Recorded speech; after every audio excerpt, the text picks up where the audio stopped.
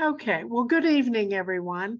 I'm Linda Goff, the president of the New Mexico Jewish Historical Society, and I want to thank everyone for joining this evening for our speaker program entitled Coexistence and Violence, Ukraine, Russia, and the Jews, 1914 to 2022.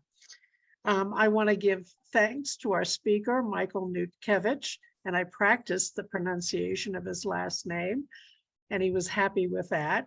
And Ron Duncan Hart, who was a longtime member of the society, who was recording our program this evening and who will edit it and see that it gets up on our dedicated YouTube channel. So it's my pleasure to formally introduce Michael, who earned his bachelor's and master's in philosophy from the University of Southern California and his PhD in history from UCLA. I was teasing him about crosstown university rivals. He taught at the University of Missouri Columbia, San Diego State, and the University of New Mexico. In addition to his university teaching, Michael served as director of the Los Angeles Museum of the Holocaust, senior historian at the Survivors of the Shoah Visual History Foundation, executive director of the Program for Torture Victims in Los Angeles, and manager of the Refugee Settlement Program at Catholic Charities here in New Mexico. He's published in the areas of Jewish history, early modern Europe, the uses of oral testimony, and social justice education. Michael's annotated translation of an aid worker's 1921 Yiddish memoir about pogroms in Ukraine during the Russian Civil War was published by Slavica Publishers in October 2022. So without further ado, let me hand the program over to Michael. Michael? Thank you very much, Linda and Ron, for your virtual hospitality and the professionalism by which you've put on this program. This talk is based on the Yiddish memoir of Eli Gumener, a Jewish activist from Poland, who published a book in 1921 about his relief work during the Russian Civil War in a region of Ukraine called Podolia.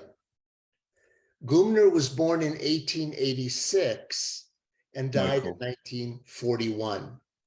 So Eli Gumener was my uncle, and his life and experiences are a prism through which we can learn about the Jewish experience and the historical events between World War I and the present. My translation of Gumener's memoir was recently released, as Linda mentioned, by Slavica Publishers in October 2022. And I'd like to start my presentation by reading a few pages from my preface. Children of Holocaust survivors often sense missing family members who remain abstractly among the living. They are a presence that is not present. In my case, one of these lost relatives was my mother's brother, Eli Gumener. He was present in my middle name, and he appeared among my mother's photographs. This is my mother to the woman on the left. And he was present in a slim cloth-bound book that stood virtually unnoticed among hundreds of Yiddish volumes in my parents' library.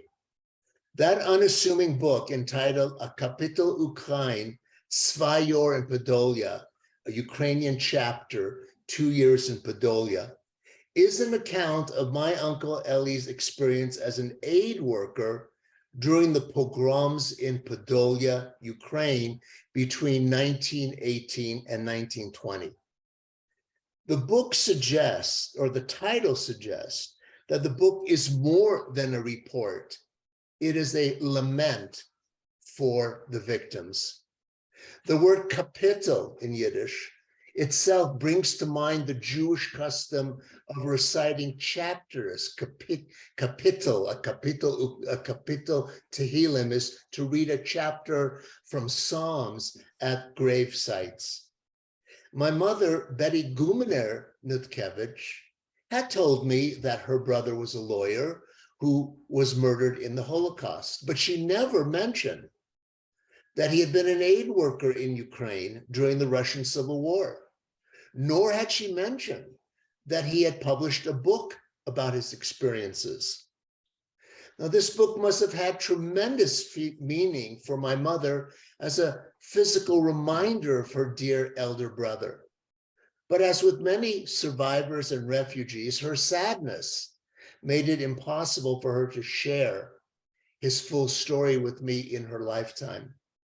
And my discovery of the book after my parents' death illuminated how little I knew of my family who perished.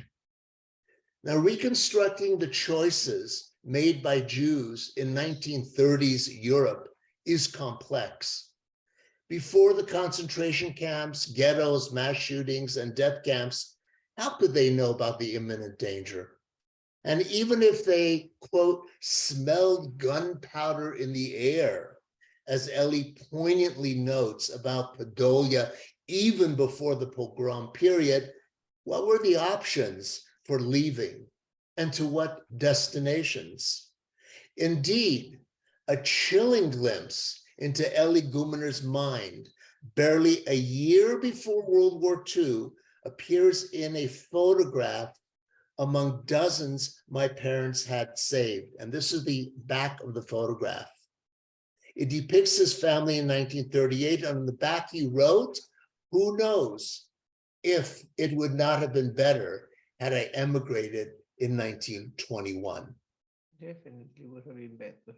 Such a thought must have been on the minds of hundreds of thousands of Jews who had lived through revolution, wars, and horrific pogroms in Eastern Europe between the two world wars.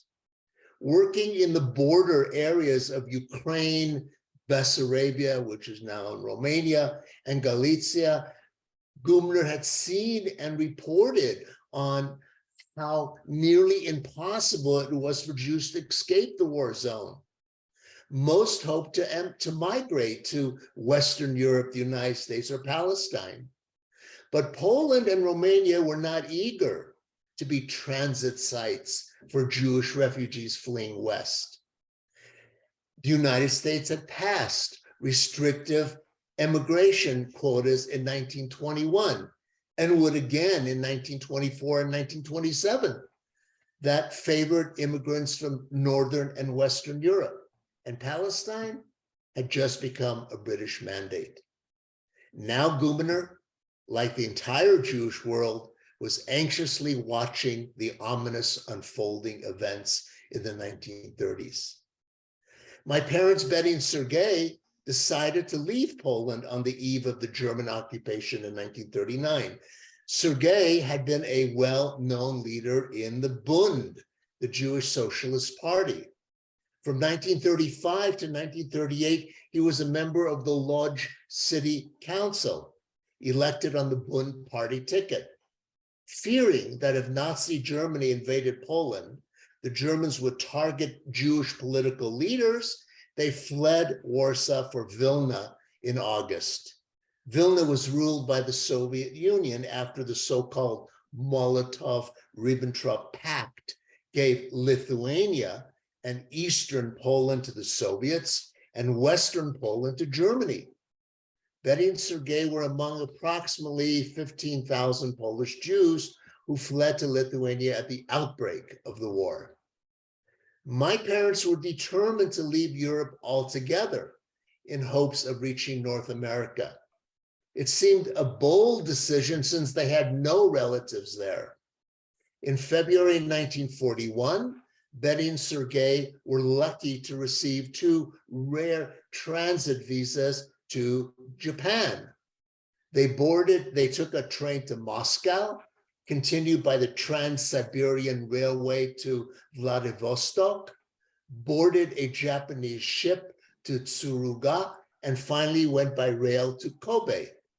They lived in Kobe from February to June 1941, when they received another stroke of luck, permission to immigrate to Canada, just a few months before Pearl Harbor, arriving in Vancouver on the ship Hikawa Maru on June 17, 1941, its last voyage before the United States and Japan went to war in October. My parents are in the middle, the short man and the woman to the left.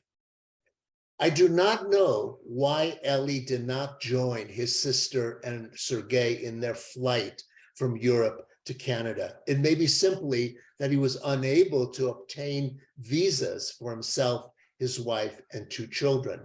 Like many people, he probably did not imagine that Germany would invade the Soviet Union. He was active in Novogrudok Jewish community and engaged professionally in aid work for refugee children on behalf of the American Jewish Joint Distribution Committee, the JDC, in various parts of Eastern Europe. By contrast, Betty and Sergei had already left their homes and jobs and did not have children. Thus, Eli was still in Novogrudok when the Germans entered his city on July 4th, 1941. After a lifetime dedicated to his people, he became a victim himself when the Germans shot him and his family. In his memoir, Gubner described the events between 1918 and 1920 in Ukraine, which soon after the October 1917 Russian Revolution became the battlefield for competing powers and the scene of an estimated 1,200 to 1,500 pogroms. These armed conflicts and assaults against Jews caused the largest number of Jewish deaths and displacements in Jewish history until the Holocaust. He provides a bird's eye view of the challenges of a problem that still confronts us in the 21st century: how to adequately respond to the suffering and dislocation that inevitably accompanies war and civil strife. A Kapitel Ukraine presents a unique perspective on the powerlessness of individuals, parties, and organizations to address a humanitarian crisis facing Jewish communities in Ukraine. His book is one of the few surviving memoirs from this period by a relief worker, and as such is a highly valuable and rare historical source about men and women who faced constant danger as they tried to alleviate the suffering of their brethren. And I dedicated my translation of his work and the history of aid work during the Russian Civil War to the memory of Eli Gumener and to the hundreds of nameless and unrecognized professionals who toiled in the war zones of Ukraine and indeed across the entire Pale of Settlement between 1914 and 1921. Now let's return to the history of this very complicated time and place. And I'll continue to quote excerpts from the memoir itself as I proceed. In the 19th century, the Russian, Habsburg, Prussian, and Ottoman empires ruled over most of the population of Central and Eastern Europe. The borderlands of what is now Poland, Ukraine, and Russia were collectively known as the Kresy, a Polish word that means frontier or border region. The region is more or less in what is today central Ukraine. The word Ukraine itself derives from a Slavic word for borderland. Like most borderlands, this was an approximate description because the region never had hard frontiers. According to the 1897 Russian imperial census, the borderland population approximated 8 million people, 8 million people. Jews numbered 1 million, and they lived with others who identified themselves as Russian Orthodox, Catholic, Lutheran, Old Believers, and Baptists. And when asked to identify their native language in the census, 6 million of the 8 in this area reported Ukrainian. Nearly 1 million said Yiddish. About 500,000 reported Polish. 353,000 were Russian speakers. Interestingly, only 353,000 out of the 8 million, and 106,000 were German native speakers. Now, within this area, this borderland area, Catherine the Great established the Pale of Settlement, a vast area of 15 provinces of the Russian Empire that served as a kind of reservation of Jewish towns and villages. And with some exceptions, Jews were not allowed to settle anywhere in the Russian Empire outside of the Pale of Settlement. And the Pale of Settlement existed until the Russian Revolution in 1917. The Kresy was a very poor region where life was simple and difficult. The historian Kate Brown described typical communities. A hamlet, this is a quote, a hamlet contained 4 to 10 homes with between 35 and 100 inhabitants, mostly Christian peasants, with some Jewish merchants and artisans. A village usually consisted of 30 to 60 houses and between 300 and 400 people.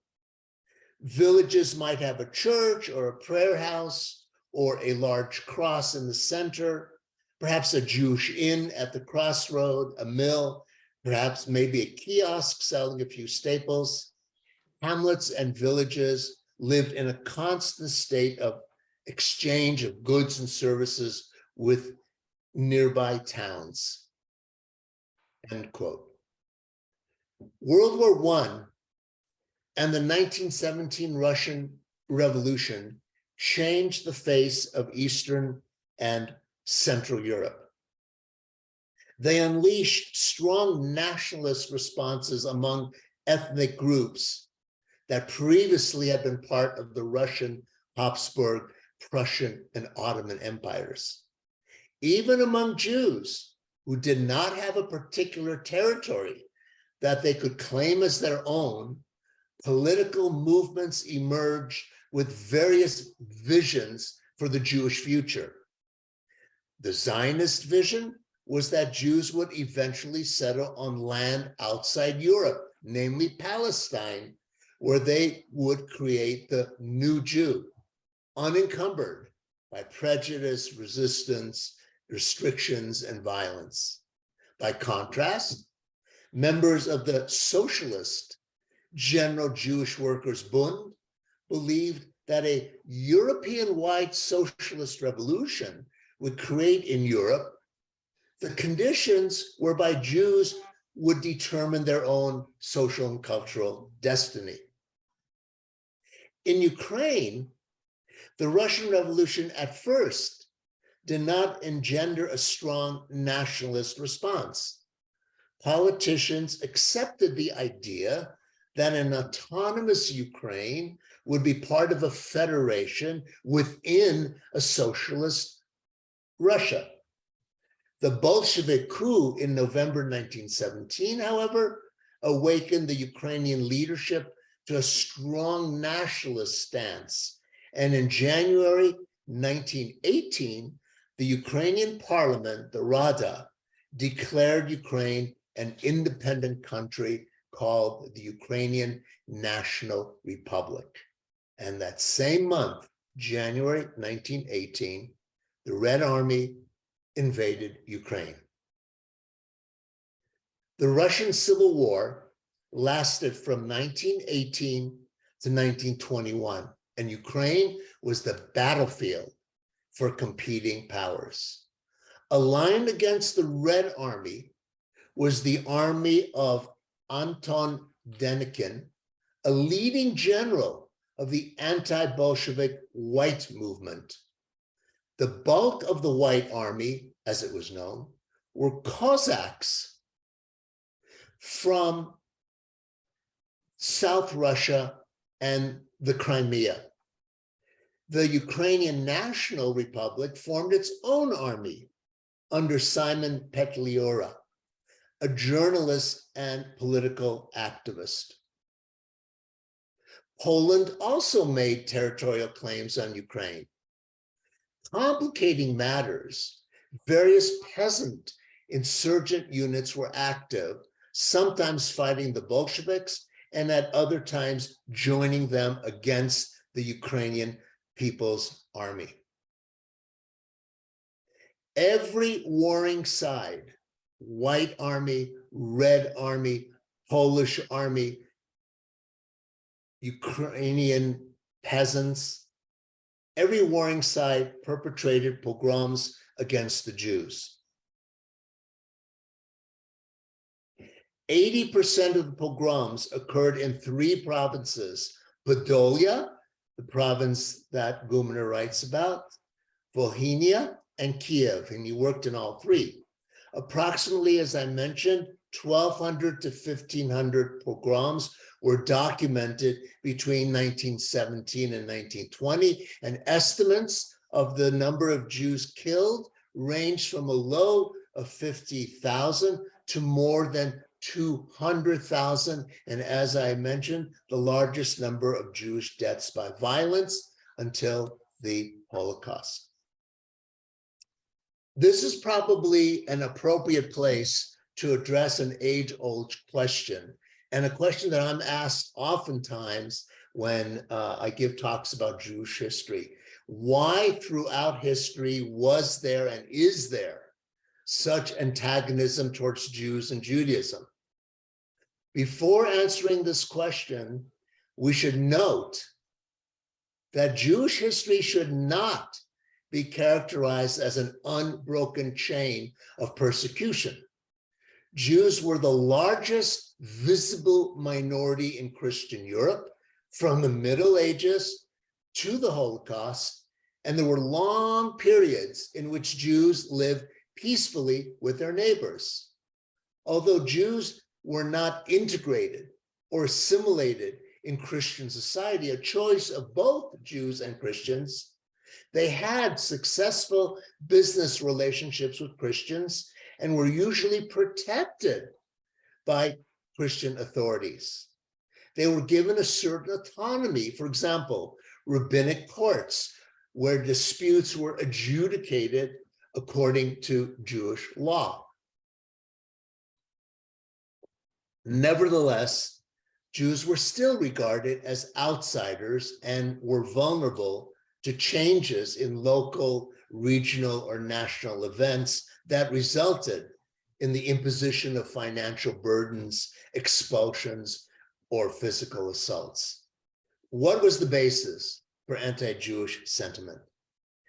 This is a schematic explanation because it's a complex history. The earliest reason was theological. The church fathers had claimed that Christianity made Judaism irrelevant. The New Testament superseded the Old Testament. But if that was the case, why did Judaism still exist? Their answer came down to the following.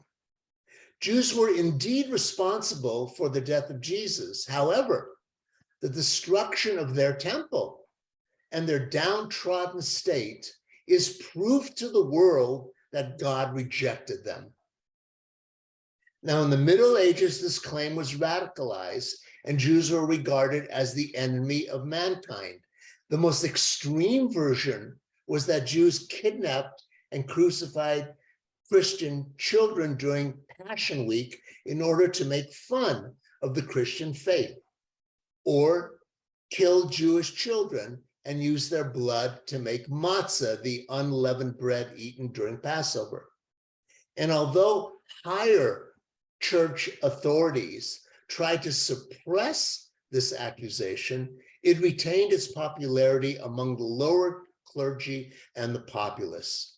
And periodically, itinerant preachers would evoke passions and pressure local authorities to put Jews on trial.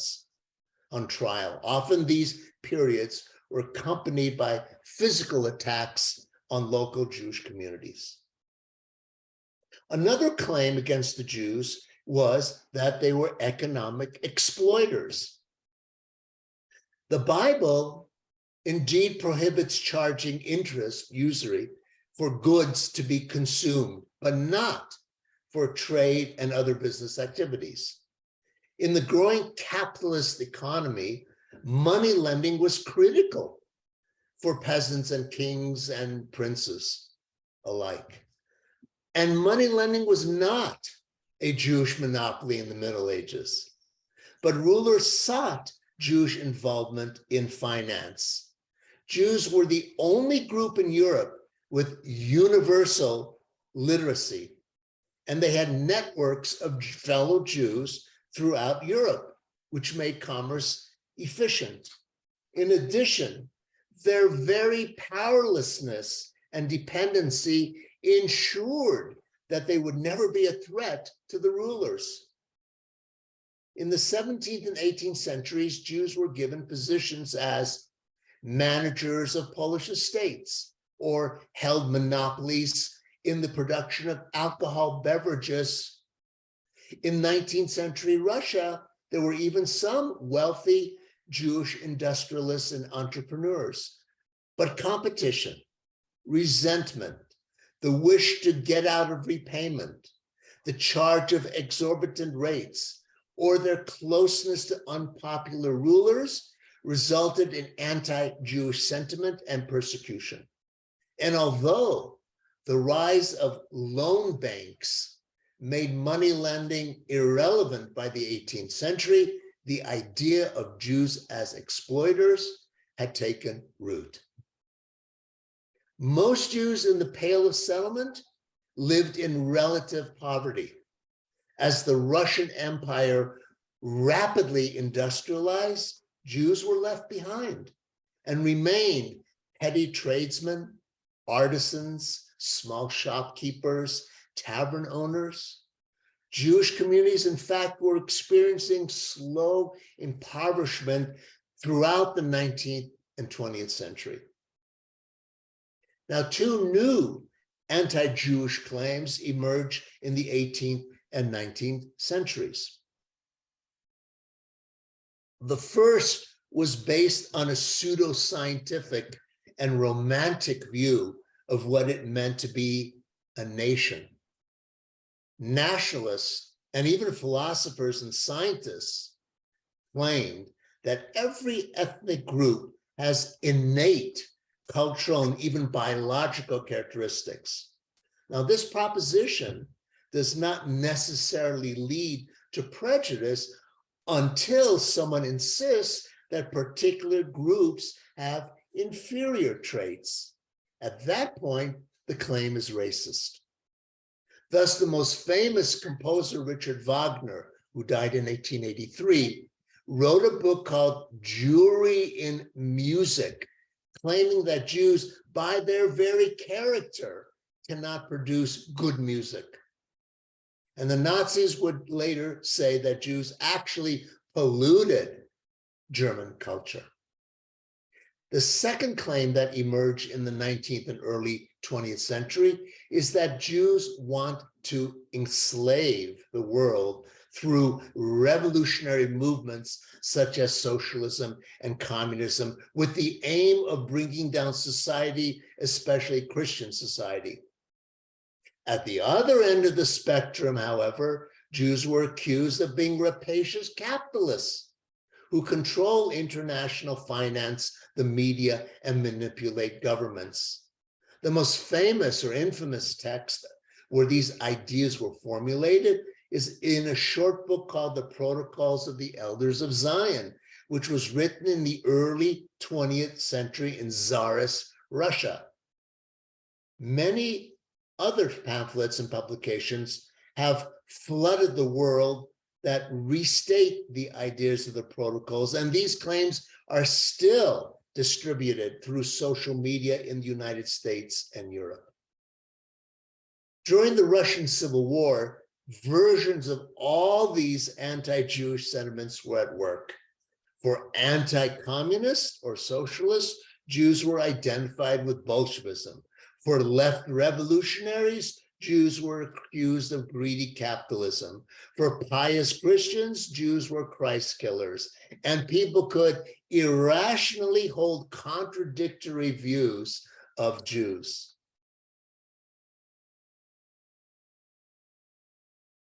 Returning specifically to the story of Eli Gumener, he was a 29-year-old lawyer and communal activist in Vilnius, when he was sent to Ukraine in 1915 on behalf of an aid organization founded in 1914 in St. Petersburg called EKOPO, the Jewish Committee for Aid to War Victims. He was also a representative of the Russian Red Cross. His assignment was twofold: to investigate the conditions of Jews displaced by the World War, and to establish relief centers to house and feed refugees. In the pogrom period, towns and villages were hit by fast-moving small units of soldiers, militias, and peasant bands. In a matter of a few hours or a few days, Jews might experience plunder, theft, physical assaults, including murder and rape. It was not uncommon to experience a second attack from an entirely different militia or military unit hours or days after the initial pogrom. Unfortunately, the Ukrainian National Republic was never stable, and from its inception in 1918, expended all its energies and resources on fighting the Red, White, and Polish armies. Further, its own army was largely undisciplined, accounting for about 40% of pogroms. The worst years in terms of numbers of pogroms and number of people killed and wounded were 1918, 1919, and the beginning of 1920. The next slides are not easy.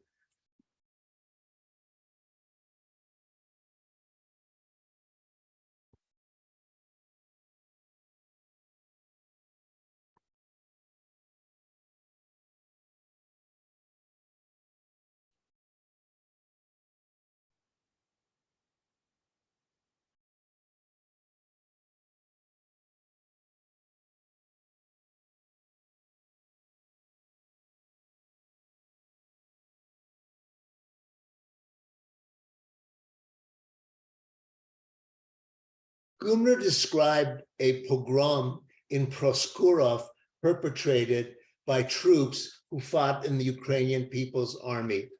And let me just read a section so you get a sense of the despair and what it was like. He writes, "The slaughter took place over 4 hours. Armed soldiers from Semsenenko's battalion, accompanied by doctors and nurses, encircled the neighborhoods where the poorest Jews lived and began their bloody work." And by the way, he footnotes that the reason why the pogromists were accompanied by doctors and nurses was to minister to the pogromists in case the Jews resisted. And he continues, "Many Jews who lived in other neighborhoods did not even know about the pogrom until early the next morning, when the horrible cries of the relatives of the murdered people woke the entire town. Approximately 1,500 Jews were killed, children and elderly, men and women. The pogromists did not show mercy towards anyone. The precise number of murdered people is difficult to assess because Semchenko did not allow the dead to be buried in an orderly manner. The Jewish population was completely devastated. The feeling of terror was great. There was no help in sight, and the wild animals Semchenko threatened that he would slaughter the entire town and warned that the Jews would do best to believe him.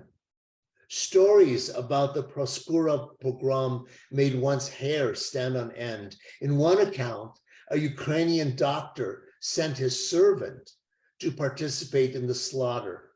The servant returned and told the doctor that he had encountered a Jewish girl who was so beautiful, he was unable to lift a hand against her.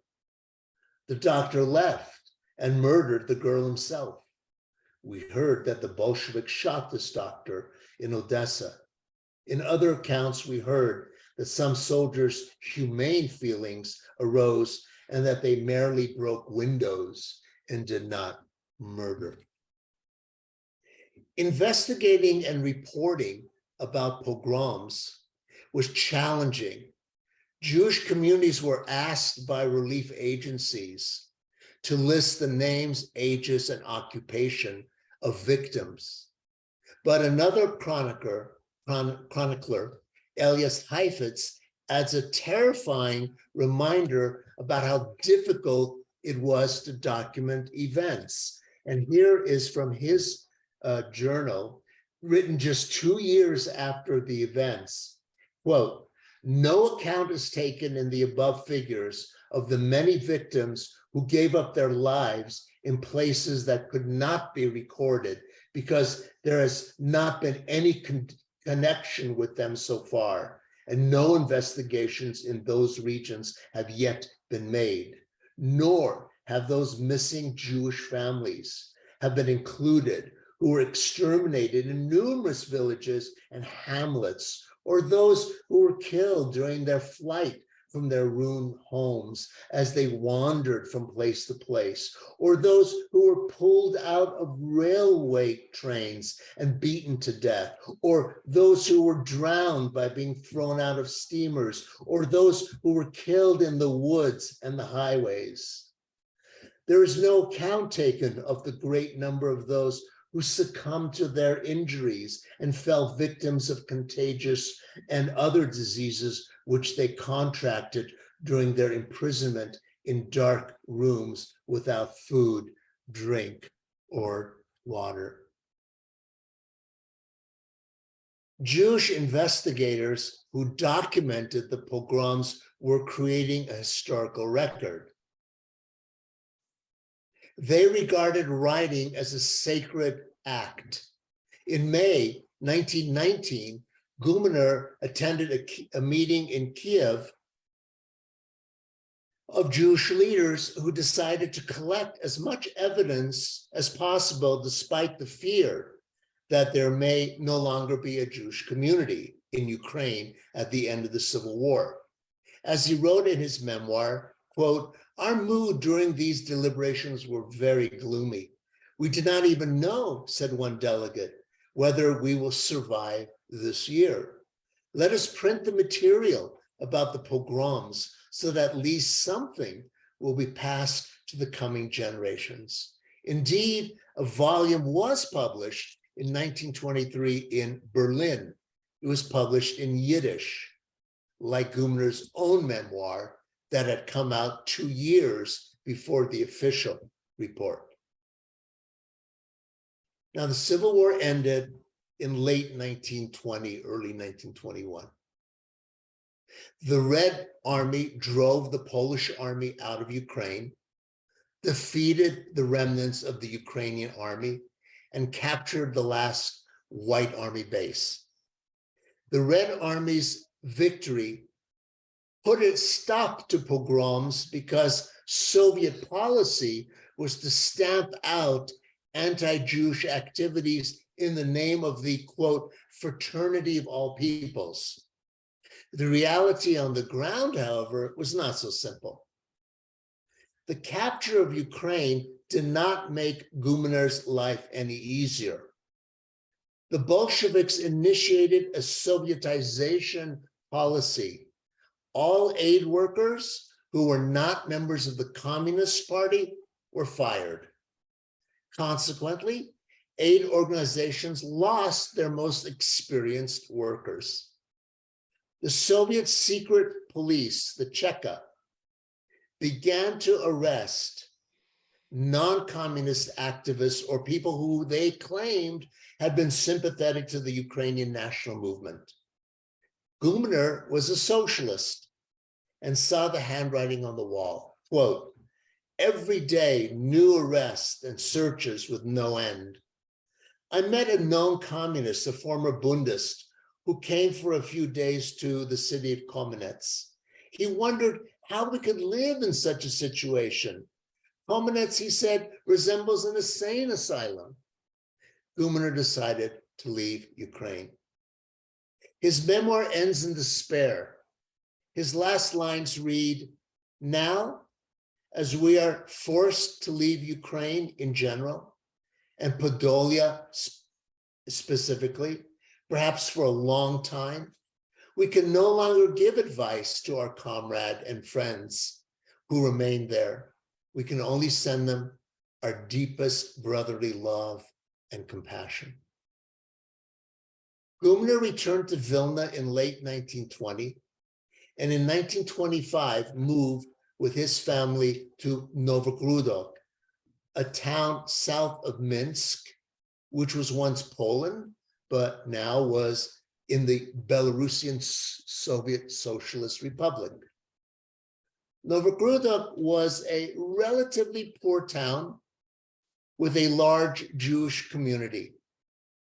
For the next 21 years, under the Soviet system, Guminer continued to take leadership roles in Jewish communal work, specifically on behalf of Jewish orphans and the Jewish working class. Here is not a great picture, but here he is with the staff of the orphanage and some of the kids. You see him in the middle with the glasses. He was also elected to the Novogrudok City Council. By 1938, the winds of World War II were blowing closer.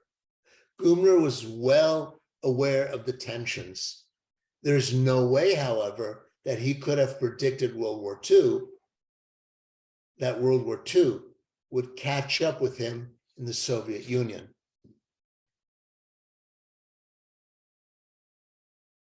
The Molotov-Ribbentrop Pact of August 1939 had partitioned Poland into two parts. Nazi Germany received Western Poland, and the Soviet Union moved into Eastern Poland. Most Ukrainians fell under Soviet rule, and most Poles were ruled by the Germans. But in June 1941, Germany attacked the Soviet Union. And within a few weeks, all of Western Belarus and Western Ukraine had been conquered. Suddenly, 1.3 million Jews were held captive by a regime that planned to murder every Jewish man, woman, and child that it could find. Mass killings of Jews began even before the Germans had totally secured the area. The area to be covered was vast, as you saw from the maps that I showed at the beginning. Special mobile killing units called Einsatzgruppen followed the advancing armies and broke away to reach small out-of-the-way towns and villages. The Einsatzgruppen often returned to a village or town several times to execute those Jews that they had not killed in the first round. The Germans entered Novogrudok in July 4th, 1941, and as I mentioned, they shot Guminer, his wife Rachel, and their 13-year-old daughter Genya. Their son Pinchas, who you see on the left as a young boy, had been a university student in Lviv, Lemberg, and managed to flee into the interior of the Soviet Union, where the German army never reached. He remained in the Soviet Union and became a scientist. He died in 1921. Here's a picture of him as a young man with my mother in Poland. At the end of World War II, Stalin dictated the borders of post-war Poland and Ukraine. He demanded that the Polish-Soviet border follow the 1939 Molotov-Ribbentrop Pact.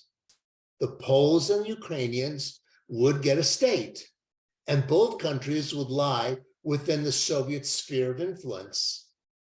The Soviets deported huge numbers of Poles from Ukraine, and at the same time, Ukrainians fled Poland for Ukraine. Population transfer from 1944 to 1947 was the policy, and the Allies allowed it. The dream of Woodrow Wilson and the Paris Peace Conference for, quote, states of nationalities failed. Ethnic cleansing and population transfers solved the problem of minorities that the Paris Peace Conference had addressed or attempted to address. Eastern European Jewry had been eliminated. Poles and Ukrainians ethnically cleansed each other, and a new border separated them. This was the situation until 1991. With the collapse of the Soviet Union, Ukraine transitioned from the Ukrainian Soviet Socialist Republic into a democratic republic. It took time and is still making its way, even despite the war. Attempts to impose authoritarian rule in Ukraine have failed. In addition, there's a whole new generation that has grown up in a free Ukraine. They have a very different political consciousness than the older generation who lived in the Ukrainian Soviet Socialist Republic. A lot has occurred in Eastern Europe between World War II and 1991, including liberalization and the weakening of the Communist Party in Poland, Czechoslovakia, and other countries who were behind the Iron Curtain. One of the most important developments was the reconciliation between Poland and Ukraine, who were bitter enemies during the First and Second World War. Given their brutal history, which included mass deportations and ethnic cleansing, this is indeed remarkable. The Solidarity movement that began in Poland in 1981 initiated this reconciliation. In 1990, the Polish Senate apologized and supported Ukrainian independence. And 2 years later, Poland and Ukraine signed a treaty. And this reconciliation is reflected in the current Ukrainian-Russian war. Poland has been a haven for Ukrainian refugees. I want to briefly address Russia's war against Ukraine, which began in February 2022, but whose preface was the Russian conquest and annexation of Crimea in 2014. Some analysts have coined the term Putinism as a catch-all for the various historical, ideological, and political ideas that make up Putin's worldview. Putin invokes the idea of the Russian world, Ruski Mir, that he inherited from Tsarist Russia and Soviet Union. The Russian world includes all peoples and their ancestors that live and lived in what was the Russian Empire. These people have an innate spiritual Russian soul, according to this view. And Russia sees itself as the protector of various East Slavic peoples against the Turks, the Poles, the Germans, and now the United States. In this worldview, the breakup of the Soviet Union was a Western plot to introduce its deviant, immoral ways, which include homosexuality and atheism, among other sins. The goal is to restore the glory of the Russian world. Those people who support this goal are patriots and anti-fascist. Those who oppose it are labeled fascist and invoking the Great Patriotic War against Nazi Germany are also called Nazis. A democratic, Western-oriented, meaning the EU, Ukraine is a threat to the reconstitution of the Ukrainian world, the Ruski Mir. Thus, the Kremlin does everything it can to delegitimize Ukraine. It claims that the Orange Revolution in 2004-5 was really a coup orchestrated by the West. It attacks Ukraine to partition or to annex territory, and then says that Ukraine is a failed state. The war imposed by Russia, however, has shown that Ukrainians will fight for this new Ukraine, and that the state is capable of defending itself and hopefully surviving and thriving. Now, I want to end by asking what we can conclude from this bloody period in Eastern European history. Some scholars have considered the pogroms of 1918 to 1920 as precursors to the Holocaust in Eastern Poland and Western Ukraine, just a short 20 years later. Historian Jeffrey Weidlinger draws a straight line between the Holocaust and earlier events. I'm going to quote from his recent book. When Jewish activists and humanitarian observers warned in September 1919 that 6 million souls in Ukraine and Poland were in danger of being completely exterminated, they could not imagine the systematic, bureaucratic, state-sponsored murder to come, nor would they have suspected the Germans would be their primary perpetrators. The Holocaust, like all history, was unpredictable, but its broad outlines were anticipated. They foresaw it because they recognized that the pogroms of 1918 to 1921 had established a precedent that could be built upon in the future, end quote. Lessons learned are difficult to formulate. We can study the decisions that were made and ask what might have happened if other options had been followed. Although these alternative histories remain hypothetical, they remind us that historical events are not inevitable. For example, what might have happened if Poland and Ukrainian nationalists had made common cause against Tsarist Russia and later against the Soviet Union rather than fight one another? What if Poland, Austria, Romania, and others who signed the Minority Rights Treaty at the 1919 Paris Peace Conference had respected those treaties instead of persecuting their minorities? What if the Zionist movement had been stronger and British Mandate Palestine had been open to Jewish refugees during World War I? And what if the United States Congress had not passed restrictive immigration laws in 1921, 1924, and 1927? Finally, the history of mass killings raises the question still discussed by international law experts, human rights activists, and policymakers of the so-called responsibility to intervene. Responsibility to intervene. Could pogroms have been halted by outside intervention? Under what conditions could the Allies have considered military intervention or even a much more robust aid program. The story of Elie Gumener reveals the limits of Jewish agency in this period. Large forces were at work that limited or curtailed his goals and dreams. His attempt to alleviate the suffering of his brethren in Ukraine and to continue to work on behalf of Jewish children orphaned during World War I and the pogroms was brave and heroic. But soon Gumener and those children would be victims of another genocidal assault. It's the task of historians to recover their history and our task to honor their memory. Thank you.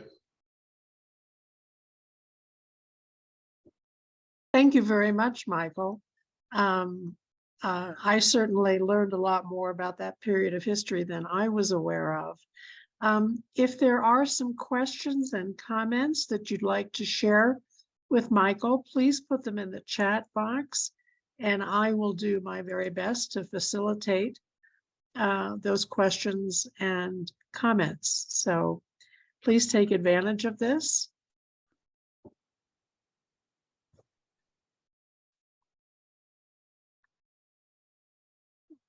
Let's see.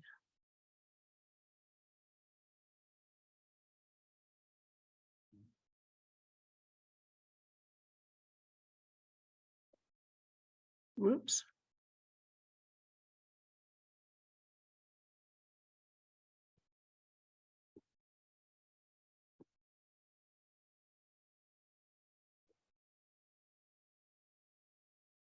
Huh. Oh.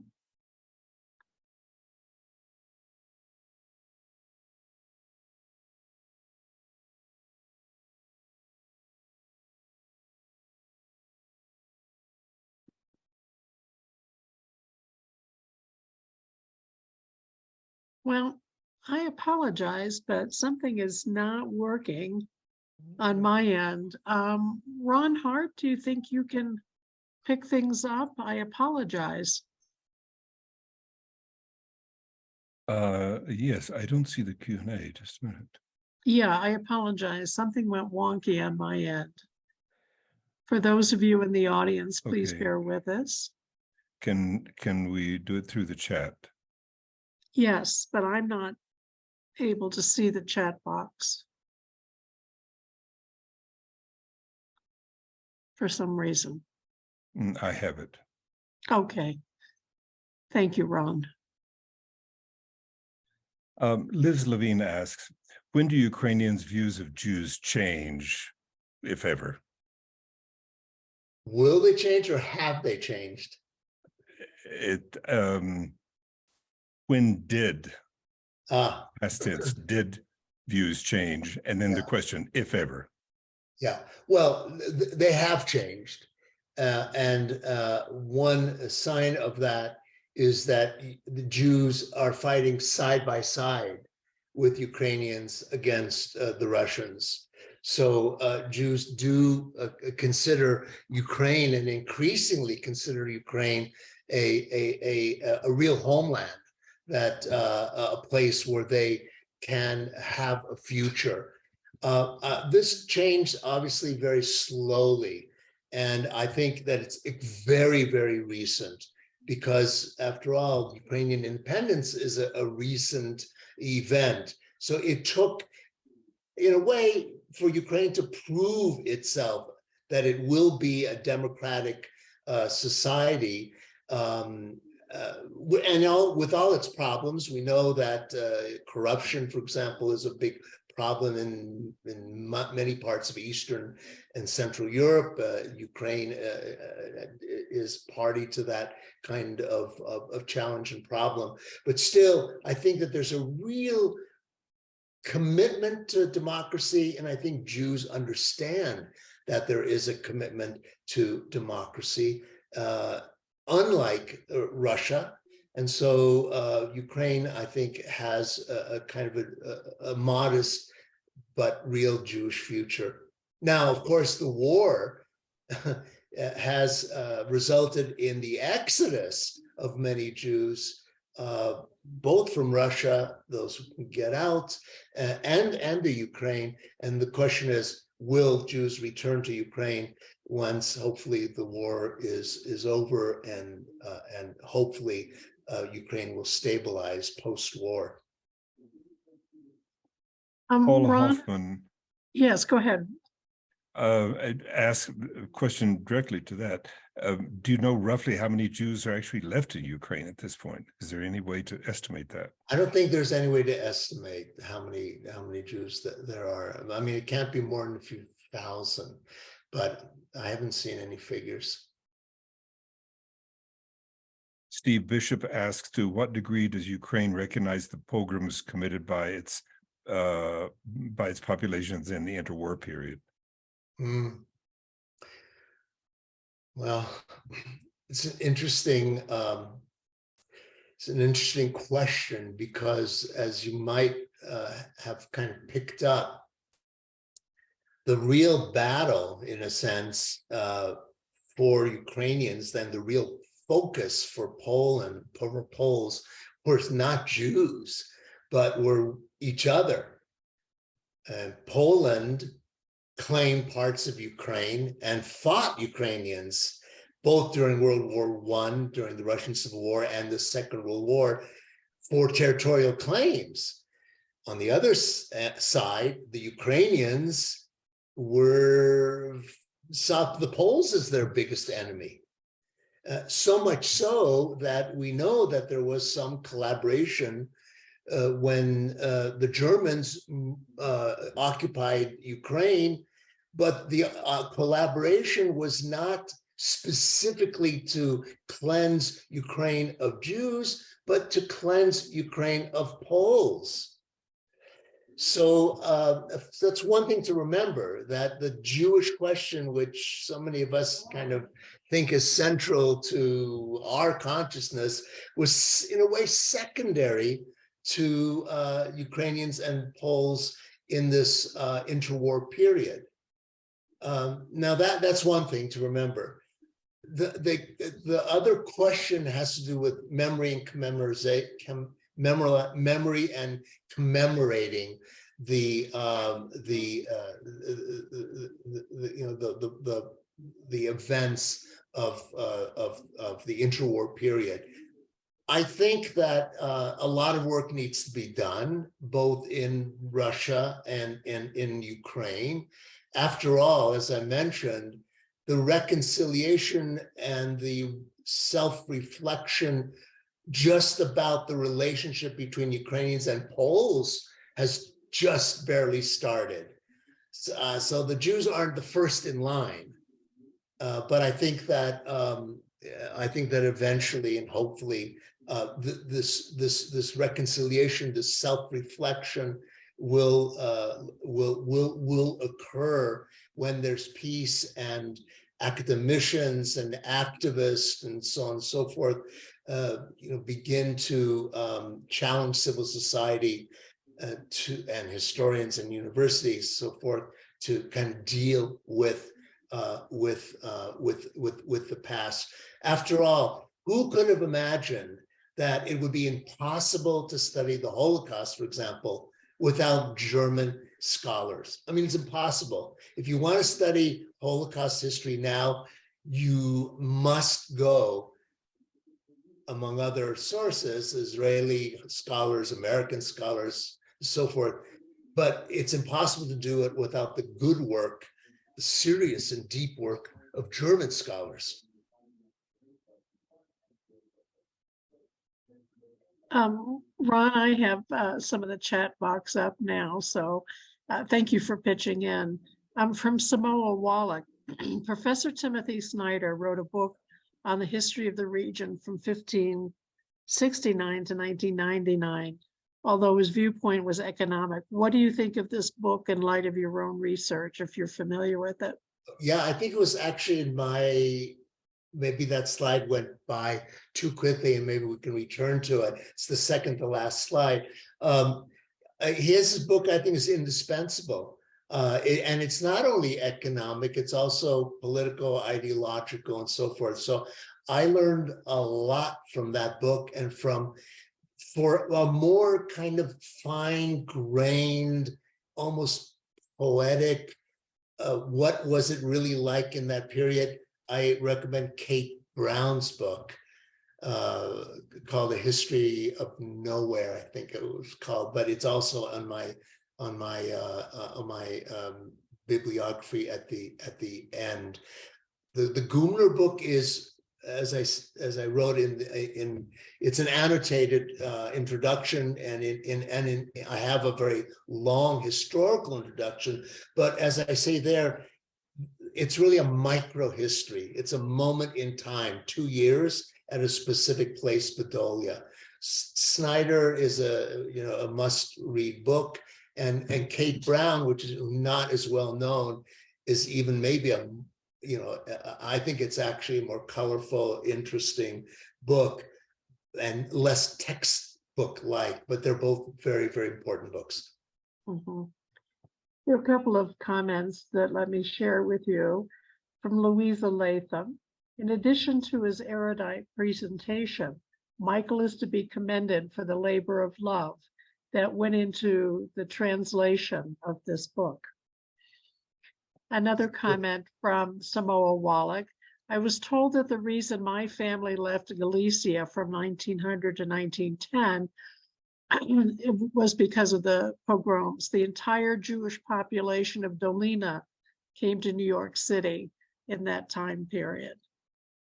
Yeah. And from Martine Thomas, thank you for your excellent and illuminating presentation.